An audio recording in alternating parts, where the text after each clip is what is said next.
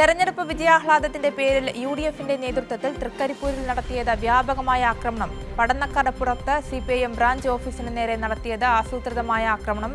സിജു കണ്ണൻ കാസർഗോഡ് നിന്ന് വിവരങ്ങളുമായി ചേരുന്നുണ്ട്. സിജു, തെരഞ്ഞെടുപ്പ് വിജയത്തിന് പിന്നാലെ സംസ്ഥാന വ്യാപകമായി കോൺഗ്രസ് ഇത്തരത്തിൽ വലിയ രീതിയിലുള്ള ആക്രമണങ്ങളായിരുന്നു അഴിച്ചുവിട്ടത്. നമ്മൾ പാലക്കാടെയും അതുപോലെ തന്നെ പത്തനംതിട്ടയിലെ സാഹചര്യം കണ്ടു. തൃക്കരിപ്പൂരിലും സമാനമായ രീതിയിൽ വലിയ രീതിയിലുള്ള ആക്രമണമായിരുന്നു യുഡിഎഫിന്റെ നേതൃത്വത്തിൽ നടത്തിയത്.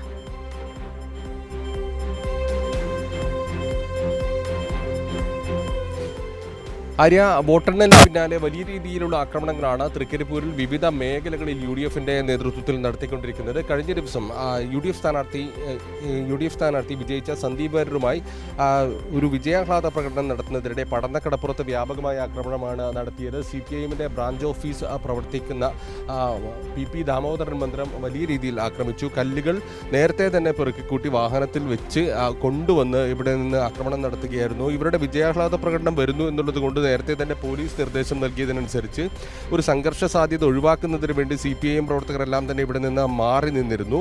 എന്നാൽ ഇതിന്റെ മറവിലാണ് വ്യാപകമായ ആക്രമണം നടത്തിയത്. ഇരുചക്ര വാഹനങ്ങളിൽ വിവിധ മേഖലകളിൽ നിന്ന് തൃക്കരിപ്പൂർ മണ്ഡലത്തിന് പുറത്തു നിന്നടക്കം UDF പ്രവർത്തകർ, മുസ്ലിം ലീഗ് പ്രവർത്തകരെല്ലാം എത്തിക്കൊണ്ടാണ് ഇത്തരത്തിലൊരു ആക്രമണം നടത്തിയത് എന്നാണ് കാണാൻ സാധിക്കുന്നത്. ഇതിന്റെ ഓഫീസിന്റെ ജനൽ ചില്ലുകൾ തകർന്നിട്ടുണ്ട്. ആ കല്ലുകൾ നമുക്ക് ദൃശ്യങ്ങളിൽ കാണാൻ കഴിയും. വിവിധ മേഖലകളിൽ നിന്ന് നേരത്തെ തന്നെ ചാക്കിൽ ഉൾപ്പെടെ കല്ലുകൾ ശേഖരിച്ചുകൊണ്ട് വാഹനത്തിൽ കൊണ്ടുവന്ന് ആക്രമണം നടത്തുകയായിരുന്നു. സമാധാനാന്തരീക്ഷം നിലനിൽക്കുന്ന ഒരു സ്ഥലത്ത് സംഘർഷമുണ്ടാക്കിക്കൊണ്ട് വലിയ രീതിയിലുള്ള ആക്രമണമാണ് UDFിന്റെ നേതൃത്വത്തിൽ അഴിച്ചുവിടുന്നത്. നേരത്തെ നമ്മൾ കണ്ടതാണ്. വോട്ടെണ്ണലിന്റെ തൊട്ടു പിന്നാലെ തങ്കയത്തെ CPIഎം ഓഫീസിലേക്ക് പടക്കം കത്തിച്ചെറിഞ്ഞു, ഉഗ്ര സ്ഫോടന ശേഷിയുള്ള പടക്കം കത്തിച്ചെറിഞ്ഞുകൊണ്ട് ആ ഓഫീസ് തല്ലി തകർക്കുന്ന നിലയിലുള്ള കാര്യങ്ങൾ നമ്മൾ വോട്ടെണ്ണൽ ദിവസം കണ്ടതാണ്. അതിൻ്റെ മേഖലകളിൽ ആക്രമണം നടത്തിക്കൊണ്ടിരിക്കുന്നത്. ഇതിന്റെ ഭാഗമായി CPIഎം പ്രവർത്തകർക്ക് 5 പേർക്ക് പരിക്കേറ്റിട്ടുണ്ട്. PV മധു, PK Kunhikrishnan, AB Sreerag, C Sreerag, T Sarath എന്നിവർക്ക് പരിക്കേറ്റു. ഇവരിപ്പോൾ ചെറുവത്തൂരിലെ സ്വകാര്യ ആശുപത്രിയിൽ ചികിത്സയിലാണ്. പോലീസിന്റെ നിർദ്ദേശപ്രകാരം മാറി നിന്ന CPIഎം പ്രവർത്തകർ ഓഫീസ് ആക്രമിക്കുന്നത് അറിഞ്ഞാണ് ഇവിടെ എത്തിയത്. എന്നാൽ പിന്നീട് ഇവർക്ക് നേരെ വ്യാപകമായി കല്ലെറിയുകയായിരുന്നു. വലിയ ആ പരിക്ക് നിരവധി പേർക്ക് പറ്റിയിട്ടുണ്ട്. സ്ത്രീകൾ ഉൾപ്പെടെയുള്ള ആളുകൾക്ക് പരിക്കേൽക്കുന്ന സാഹചര്യമുണ്ടായി. ഇപ്പോൾ CPIഎമ്മിൻ്റെ സ്ഥാനാർത്ഥിയായിരുന്ന VPP മുസ്തഫ സ്ഥലം സന്ദർശിക്കുന്നുണ്ട്. ഇപ്പോൾ ആ VPP മുസ്തഫ തന്നെ കൂടെ ചേരുന്നു. തെരഞ്ഞെടുപ്പിൽ ജയവും പരാജയവും എല്ലാം സ്വാഭാവികമാണ്. പക്ഷേ അതിനുശേഷം വോട്ടെണ്ണലിന് ശേഷം വ്യാപകമായ ആക്രമണമാണ് UDFിൻ്റെ നേതൃത്വത്തിൽ തൃക്കരിപ്പൂരിൽ വിവിധ മേഖലകളിൽ നടത്തിക്കൊണ്ടിരിക്കുന്നത്. തീർച്ചയായിട്ടും അത് നമ്മൾ വലിയ നിലയിലാണ് UDF എന്ന് പൊതുവിൽ പറഞ്ഞ് നമ്മൾ അങ്ങനെ ചിത്രീകരിക്കേണ്ടതില്ല. മറിച്ച് UDFിൻ്റെ ഭാഗമായി നിന്നുകൊണ്ട് മുസ്ലിം ലീഗിലെ ഒരു കൂട്ടം കലാപകാരികളാണ് തൃക്കരിപ്പൂർ മണ്ഡലത്തിലായാലും സംസ്ഥാനത്തിൻ്റെ വിവിധ ഭാഗങ്ങളിലായാലും ഈ കലാപശ്രമം നടത്തിക്കൊണ്ടിരിക്കുന്നത് എന്നുള്ളതാണ്. അത് നമ്മൾ അങ്ങനെ തന്നെ സ്പെസിഫൈ ചെയ്ത് പറയേണ്ടതാണ്. കാരണം നമ്മൾ ഈ കുറ്റം ചെയ്തവരും ചെയ്യാത്തവരും ഒരുപോലെ ആകരുത്. മുസ്ലിം ലീഗിൻ്റെ ഒരു വിഭാഗം ആളുകളാണ്, ഒരു കൂട്ടം ആളുകളാണ് ഇത്തരം കലാപത്തിന് ശ്രമം കൊടുക്കുന്നത്. ഇപ്പോൾ ഇന്നലെ ഇവിടെ നടന്ന സംഭവങ്ങളും അങ്ങനെ തന്നെയാണ്. ഈ വിജയാഹ്ലാദത്തിൻ്റെ പേരിൽ സ്ഥാനാർത്ഥിയുടെ ഈ റോഡ് ഷോയുടെ ഏറ്റവും മുന്നിൽ ബൈക്കിൻ്റെ സൈലൻസറൊക്കെ മാറ്റി ആംബുലൻസിൻ്റെ ഹോൺ ഘടിപ്പിച്ച് പ്രത്യേകമായിട്ടുള്ള ശബ്ദമുണ്ടാക്കി ഈ നാട്ടുമ്പുറത്ത്, ഞങ്ങളുടെ ഈ നാടൊക്കെ എന്ന് പറയുന്നത് ചെറിയ നാട്ടുമ്പുറങ്ങളാണ്. അപ്പോൾ അതിലൂടെയൊക്കെ വലിയ ഹുങ്കാര ശബ്ദത്തിൽ ആളുകളെ പേടിപ്പെടുത്തുന്ന, നാട്ടിൽ ഭീതി ഉളവാക്കുന്ന വിധത്തിലാണ് സഞ്ചരിച്ചത്. അപ്പോൾ സ്വാഭാവികമായിട്ടും ഇവിടെ ഡ്യൂട്ടിയിലുണ്ടായിരുന്ന പോലീസ് ഉദ്യോഗസ്ഥർ തന്നെ അത് തടഞ്ഞു. ആ ബൈക്ക് വേറെ നാട്ടുകാരോ ആരും ഇടപെട്ടിട്ടില്ല. പോലീസ് ഉദ്യോഗസ്ഥർ തന്നെ ആ ബൈക്കുകാരോട് ഇങ്ങനെ ശബ്ദമുണ്ടാക്കി പോകരുത്, ഇത് മാറ്റണം എന്ന് പറഞ്ഞു.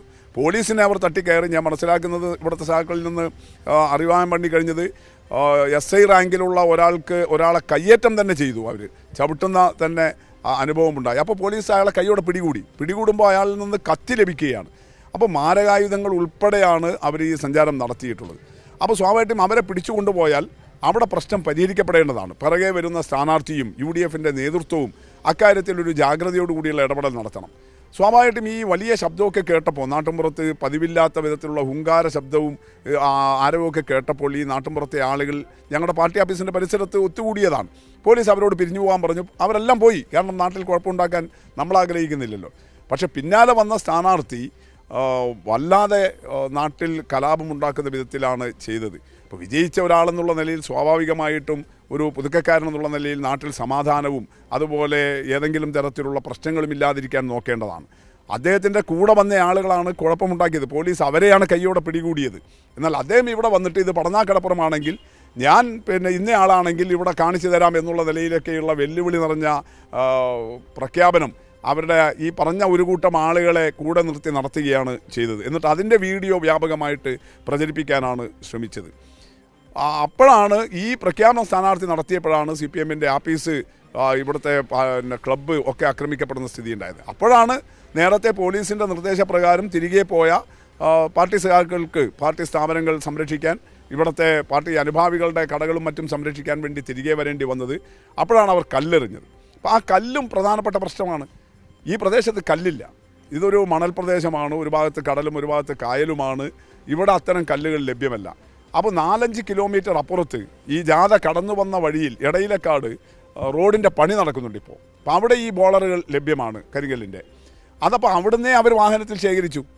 അപ്പോൾ മുൻകൂട്ടി അവർ പ്ലാൻ ചെയ്തു എന്നുള്ളതിൻ്റെ തെളിവാണത്. ഒരു സ്ഥലത്ത് ആകസ്മികമായ ഒരു അക്രമം ഉണ്ടായാൽ ചിലപ്പോൾ ഏതെങ്കിലും തരത്തിലുള്ള പ്രതിരോധത്തിന് വേണ്ടി ആയുധങ്ങൾ പെട്ടെന്ന് സംഘടിപ്പിക്കുന്ന മനസ്സിലാക്കാം.